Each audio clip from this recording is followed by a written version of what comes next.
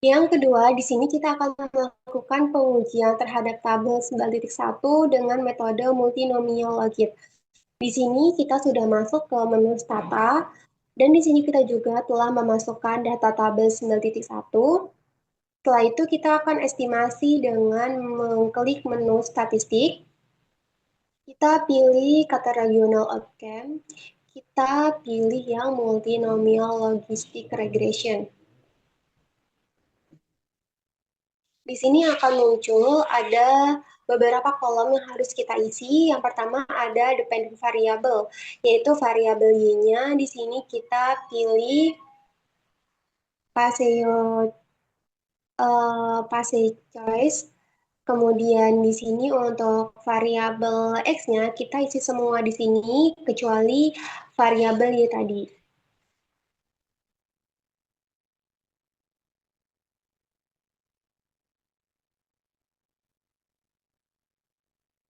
Setelah itu di menu option kita masukkan angka 1 dan kita oke.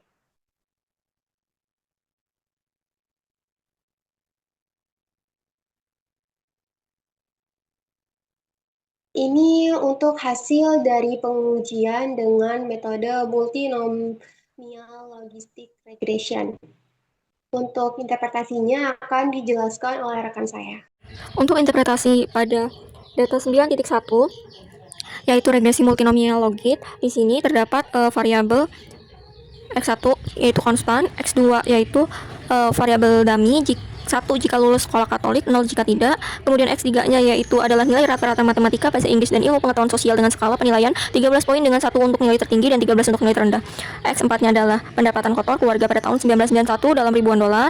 Kemudian X5-nya yaitu jumlah anggota keluarga. X6-nya adalah 1 jika orang tua yang paling berpendidikan lulus dari perguruan tinggi atau memiliki gelar lanjutan. X7-nya itu 1 jika perempuan. X8-nya yaitu 1 jika berkulit hitam. Di sini terdapat 3 kategori dalam pengujian. Yang pertama kategori best outcome, kategori yang dijadikan acuan. Kemudian kategori 2 yaitu kategori melanjutkan kuliah 2 tahun diploma. Kemudian kategori 3 kategori melanjutkan kuliah 4 tahun sarjana. Best outcome digunakan untuk membandingkan probabilitas dalam pengambilan keputusan alternatif lainnya. Interpretasi untuk kategori 2 di sini koefisien regresi X2 yaitu min 0,9903 diantilogkan menjadi 0,3714 yang berarti ketika terjadi penurunan lulusan sekolah Katolik satu satuan dengan asumsi ceteris paribus, maka probabilitas lulusan sekolah Katolik yang melanjutkan diploma 2 akan turun sebesar 0,3714 atau sekitar 62,85%. Peluangnya masuk diploma dibandingkan dengan bukan lulusan sekolah Katolik.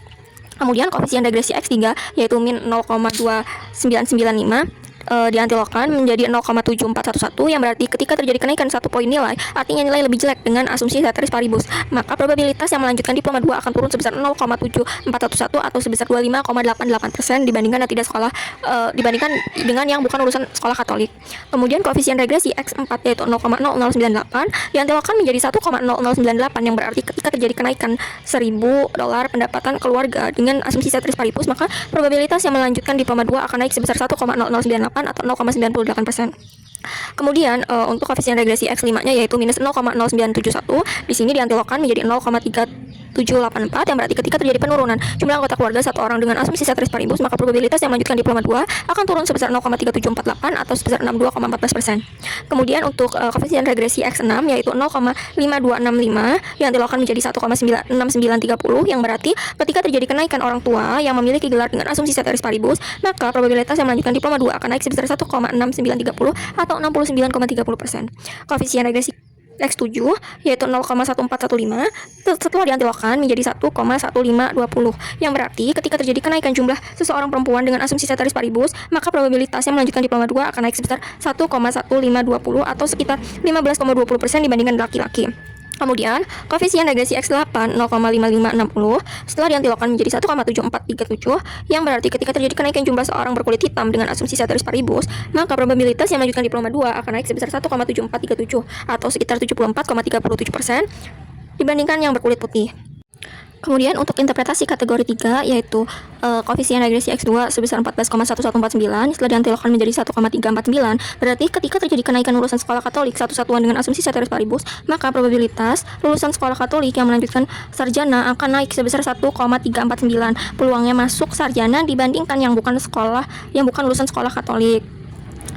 Kemudian koefisien regresi X3 sebesar min 0,6983 setelah diantilokkan menjadi 0,4973, yang berarti ketika terjadi kenaikan 1 poin nilai, artinya nilai lebih jelek dengan asumsi ceteris paribus, maka probabilitas melanjutkan sarjana akan turun sebesar 0,4973 atau 50,27%. Kemudian koefisien regresi X4 yaitu 0,0148 setelah diantilokkan menjadi 1,0149, berarti jika terjadi kenaikan sebesar $1.000 pendapatan keluarga dengan asumsi ceteris paribus, maka probabilitas yang melanjutkan sarjana akan naik sebesar 0,0148 atau 98,52%. Kemudian X5-nya yaitu sebesar minus 0,06666 setelah diantilokkan menjadi 0,5137, yang berarti ketika terjadi penurunan jumlah anggota keluarga atau satu orang dengan asumsi ceteris paribus, maka probabilitas yang melanjutkan sarjana akan turun sebesar 0,5137 atau 48,63%.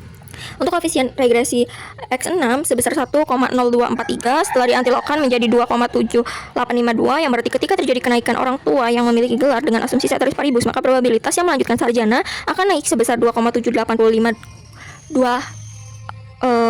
orang.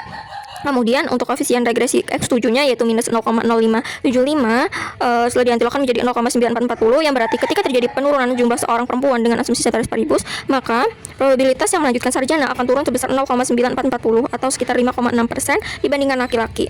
Dan untuk koefisien regresi X8 setelah diantilokkan menghasilkan 4,4603, yang berarti ketika terjadi kenaikan jumlah seorang berkulit hitam dengan asumsi ceteris paribus, maka probabilitas yang melanjutkan sarjana akan naik sebesar 4,4603 dibandingkan yang berkulit putih.